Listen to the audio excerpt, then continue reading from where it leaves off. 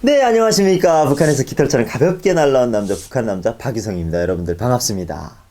네, 오늘은 여러분들 얼마 전에 그 알에서 그것이 알고 싶다에서 재조명했던 원정화 간첩 사건에 대해서 오늘 이야기를 좀 하려고 합니다. 여러분들 저 간첩 아니니까요. 제 얘기 한번 좀 들어보시겠습니까? 간첩하면 굉장히 무서운 단어 아닙니까? 근데 저도 사실 많이 듣고 이제 한국에서 사는 단어 중에 하나예요. 제가 이제 무슨 말만 하면 너 간첩이냐? 빨갱이냐? 돌아가라 미친놈아 개새끼 이런 얘기 굉장히 많이 하는데 요런 거는 뭐 가볍게 사람들이 그냥 쓰는 말인데 사실 원정화 간첩 사건은 굉장히 진지하게 좀 다가가야 될 그런 사건이 아닌가 싶어요. 제가 오기 전에 이 사건이 일어났었고 이제 한국에 온 이후에 이게 굉장히 뜨거운 감자였던 걸로 알고 있는데 얼마 전에 재조명 돼가지고 저도 이제 낱낱이 들여다보고 그리고 또 전에 있던 사람들이랑 얘기를 좀 많이 나눠봤습니다. 일단은 뭐 이제 간첩이라고 하면 여러분들 알죠? 북한에서 이제 특수 훈련을 받다가 오는 분들인데 북한에서 간첩을 선발을 뭐 제가 이제 높은 자리에 있어서 뭐 알진 못하지만 그래도 통용되는 어떤 시스템을 좀 보면 단계별로 보면 일단은 옷가를 뽑을 때 간첩을 파견할 수 있는 사람들을 어린 애들을 이제 뽑는 거죠. 그래서 이제 학교 때부터 이제 뭐 신체 검사 다 통해고 그리고 이제 얼굴형 이런 것도 다 뽑아서 학교가 졸업하면 바로 데려갑니다. 근데 여기서부터 모순이 생깁니다. 원정화 씨 간첩 사건 본인이 간첩 활동을 간첩 훈련을 받았다. 라는 내용들을 본인의 인터뷰를 좀 들여다봤는데 북한에서 본인이 15살 때 청룡동맹에서 명석한 두뇌를 인정을 받아가지고 사로청 서기 를 해서 밤에는 서기 활동을 하고 낮에는 학교 공부를 했다 뭐 이런 증언을 하는데 사실상 사로청에 서기가 없습니다. 사로청 제가 이제 가입을 하고 이제 그 사로청 위원장이 될 뻔하다가 이제 뭐 학교를 안 가서 안 됐긴 하지만 사로청에는 뭐 그런 서기 그런 게 없어요. 그리고 이 사람이 나서 자란 곳이 함경북도 고무산 노동자 자치구입니다. 여기가요 여러분들 제가 그 동네 폄하하는 건 아니지만 시골 동네예요. 정말 깡시골입니다. 시골에도 시골 그런 시골이 없어요. 거기가 이제 세멘트가 유명한 곳이거든요. 저희 집에서 얼마 멀지도 않아요. 청진 쪽이기 때문에 기차를 타고 가다 보면 거길 꼭 지나가는데요. 세멘트 때문에 거기 집들은 다 무채색입니다. 삿포예요.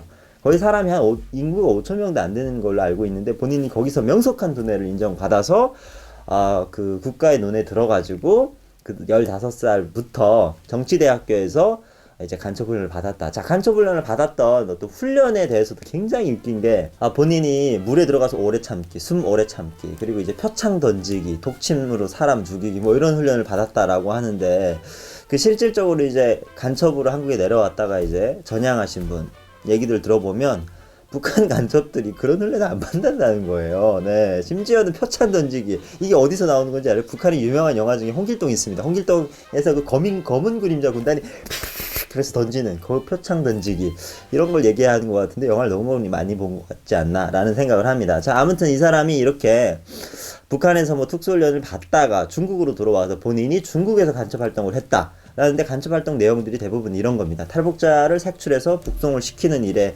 본인이 뭐 간접적으로 직접적으로 가담을 했고 한국의 사업자들을 협박해서 이제 뭐 갈취를 하는 뭐 이런 활동을 해서 몇백 명의 한국인 기업인 한국 사람들을 협박하고 갈취했다라는 내용입니다. 자, 그러면 북한에서 공을 들여서 간첩 한 명 만드는데 얼마나 많은 돈이 들겠습니까, 여러분들? 그렇지 않아요? 네, 어렸을 때부터 관리해가지고. 근데 그런 사람들을 중국에 그냥 노래방 같은 데서 잠입시켜가지고 거기서 탈북자를 색출하고 한국인 기업들을 뭐 협박하고 갈취한다? 이게 간첩이 할 일은 절대 아니죠. 사실 이런 일은 누가 하냐? 북한 사람들은 일반인들이 하는 겁니다. 북한 사회에서도요, 본인들이 성분이 안 좋고 힘든 사람들은 보이브 끈압불이라는 걸 해요. 자, 보이 지도원들이 본인들이 1년에 1명 내지 뭐 2명 정도 할당량이 있습니다. 정치범으로 잡아서 정치범 관리소 뭐 어디 집어넣어야 본인들의 공을 세울 인정을 받고 그 자리를 계속 유지할 수 있는데 이 사람들이 이게 북한 사회에서 하도 잡아내니까 더 잡힐 사람이 없잖아요. 그러니까 보이브 끈압불들이요 사람들을 없는 죄를 만들어냅니다. 누가 하나를 타겟을 정하고 그 사람이랑 뭐 오랫동안 친구를 맺어서 술을 마십니다. 그리고 주머니 안에다가 녹음 테이프 같은 거 집어넣고 친구가 되는 거죠. 술 먹고 약간 북한도 좀 같이 씹어요. 그 정권 얘기하다가 술 먹고 잠깐 자칫 잘못해가지고 한마디 한 걸로 녹음해서 그걸로 너 정치범이다. 너 당가 수령을 모독했다. 이런 식으로 집어넣습니다. 이런 사람들, 이런 활동을 하는 사람들이 그냥 북한이 일반인들이고 심지어는 출신 성분이 안 좋고 배경이 안 좋은 사람들이 본인이 그 사회에서 살아남기 위해서 어떻게 해서든 그 법관들한테 잘 보이기 위해서 하는 짓 중에 하나입니다. 예, 이런 걸 사실 중국에 와 있는 탈북자들 중에서도 해요. 원정화가 북한에 있을 때 많은 사람들, 뭐 가족이라든지 지인들의 증언에 의하면 이 사람이 굉장히 사기를 많이 치고 도둑질 많이 하고, 왜냐면 그 고문산 노동자 자치구 같은 경우에는요, 뭐 할 수 있고 먹을 수 있고 뭐 없어요. 그러니까 사람들 거 훔치고 사기치고 이래서 그 마을에서 이 사람이 더 이상 살 수 있는 환경이 아니다 보니까 가족이 결정을 해가지고 야 중국이나 가라. 그래서 이제 중국으로 넘어간 거예요. 90년도. 그 고난의 행군 시기에 이제 중국에 가서도 거기 가서도 뭐 이렇게 사기치고 사람들 뭐 삥 뜯고 이러다 보니까 신고가 된 거죠. 그래서 이제 북한으로 북송되기 위기에 놓여 있는데 사실 보이부랑 이제 딜을 본 거죠. 본인이 내가 이제 탈북자를 잡고 이렇게 한국인 기업들 내가 이렇게 유도해가지고 정복해내는 거 일 할 테니까 그냥 보내. 그래서 그런 일을 한 거죠. 본인이 어쩔 수 없이 살기 위해서. 그냥 북한 사람들이 중국에 나와서 본인들이 보이부로부터 그리고 거기에 있는 뭐 북한의 어떤 법관들로부터 이제 보호를 받기 위해서 어쩔 수 없이 본인 살려고 하는 어떤 행동 중에 하면 안 되는 행동이죠. 사실 요거를 약간 예를 들면 친일파가 아닌가 싶어요. 일제가 강점했을 때 친일파들이 뭐 본인들 살기 위해서 그런 나쁜 짓 하잖아요. 똑같습니다. 북한 사람들도. 거기 나와 있는 몇몇의 사람들은 본인이 살기 위해서 같은 동포, 같은 북한 사람들을 이제 말한다고 하는, 쏜다고 하는 거죠. 해방될지 몰랐으니까.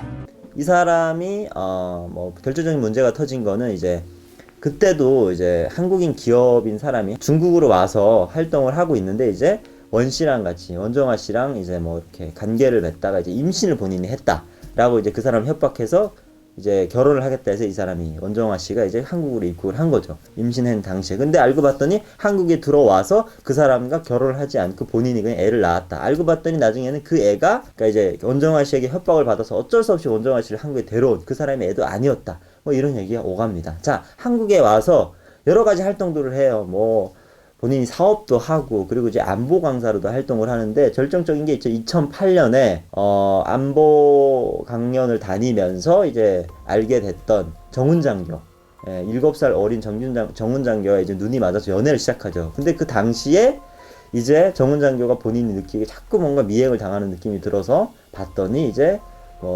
국정원과 그리고 이제 그 군 기무사가 따라다녀서 본인이 체포가 됐고, 알고 봤더니 원정화 씨가 간첩 혐의를 받고 있어서 그런 미행을 당했더라. 근데 원정화 씨가 거기서 이제 거짓증을 하는 거죠. 정훈장교가 황 씨가 나를 간첩임에도 알고 나랑 교제를 시작했으며 나한테 군 정보를 나한테 알려줘서 난 그걸 북한에 넘겼다 라는 발언을 합니다. 그러니까 정훈장교는 하루아침에 국가보안법을 위반한 간첩이 되는 거죠. 간첩을 도운 조력자가 되는 겁니다. 그래서 군복을 벗고 3년 5개월 동안 실형을 살고 나오죠. 그리고 원정화 씨도 본인이 간첩이라는 걸 인정을 하고 나서 5년의 실형을 살고 2013년 5월에 7월인가요? 아무튼 출소를 합니다. 그게 이제 그것이 알고 싶다의 주 내용인데, 사실 많은 탈북자들과 또 탈북자들 중에서도 고위 간직에 있던 사람들의 인터뷰를 통하면 원정화 씨가 북한에 넘겼다라고 하는 증거들을 보면 그게 사실상 북한에서 뻔히 알 수 있는 그 정보들인 거예요. 군 기지 뭐 항공사진 같은 걸 북한이 넘겼다고 하는데 그걸 구글 뒤지면 다 나오는 건데 그걸 북한이 굳이 원정화를 통해서 그걸 받아보겠어요? 그리고 또 북한이 어떤 나라입니까? 해커로 세계 1위입니다. 그런 나라가 원정화를 통해서 그런 사진을 받아본다? 이건 너무나도 가당치 않은 얘기인 거죠. 아무튼 원정화 씨의 이 간첩 사건으로 인해서 정말 피해를 많이 본 거는 정훈장교, 황씨인 거죠. 이 사람은 군복을 벗고 실형까지 살고 나왔는데 본인이 계속 지금까지 억울하다. 그 당시에 왜 그렇게밖에 할 수 없었냐?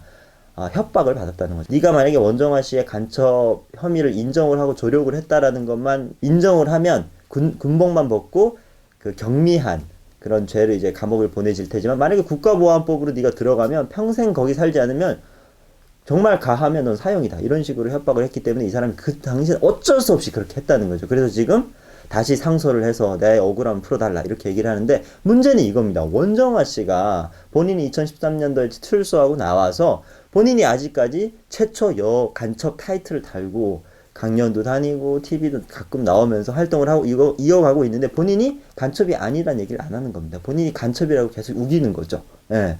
근데 그 간첩의 어떤 정황상 근거들을 봤을 때 이 사람이 했던 행위들은 북한 사람들, 살고 왔던 사람들 그리고 고위 간직자들이 봤을 때는 간첩을 인정할 수 있는 어떤 혐의들이 절대 아닌 거죠. 그럼 이게 왜 이렇게 됐냐? 많은 의혹들이 제기되는데 그 당시에 2008년도면 강우병으로 강화문에 시위가 엄청나게 일어날 때라고 합니다. 국민들의 시선을 어떻게 보면 간첩으로 옮기려고 했던, 그러니까 간첩 사건으로 위장을 했던 게 아닌가라는 의혹들이 지금 계속 제기되고 있습니다. 근데 이런 일이 한두 번이 아니지 않습니까? 그 다음에 지금 또 빵에 가신 그분이 있을 때도 2013년도에 서울 공무원 간첩 조작 사건이 있었죠. 유우성 씨 사건. 그러니까 이런 식으로 뭔가 간첩을 조장해서 사람들의 이목을 집중을 시키고 어떤 실제적으로 이제 사회에서 일어나고 있는 일에 대해서는 이제 약간 무마하려고 하는 그런 정부의 움직임이 아니었던가라는 의혹이 지금 빚어져서 그것이 알고 싶다 해서 다시 재조명을 했습니다. 그래서 좀 지켜봐야 될 문제인 것 같고, 근데 저희가 미루어 짐작을 해봤을 때 이거는 간첩 사건이 아니다 라고 많은 사람들이 생각하고 또 저도 그쪽의 목소리를 좀 내고 싶습니다. 그래서 오늘 이 사건을 좀 준비를 했고, 사실 북한에서 그런 식으로 따지면요, 북한 사람 절반이 간첩입니다. 예.